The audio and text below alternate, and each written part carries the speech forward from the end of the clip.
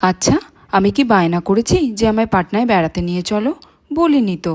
শুধু বলছি বিহার বিখ্যাত চম্পারন মাটন কিভাবে বানায় সেটা দেখে নাও। ভালো করে ধুয়ে রাখা 500 গ্রাম মাটনে দিয়ে দেবো 3টে বড় বড় পেঁয়াজ কুচি। এরপর দেবো খানিকটা আদা রসুন বাটা।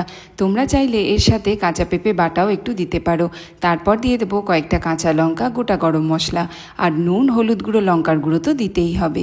এরপর দেবো মাটন পটের আহুনা মাটন মশলা। এরপর দেবো 50 গ্রামের মতো গরম করে রাখা সর্ষের তেল। এবার সবকিছুকে ভালো করে একসাথে মিশিয়ে নিয়ে 2 ঘন্টার জন্য ফ্রিজে রেখে দিতে হবে। একটা মাটির হাঁড়িকে ভালো করে ধুয়ে পরিষ্কার করে শুকিয়ে নিতে হবে। এরপর গরম করে রাখা খানিকটা সর্ষের তেল আবার ঢেলে দিতে হবে।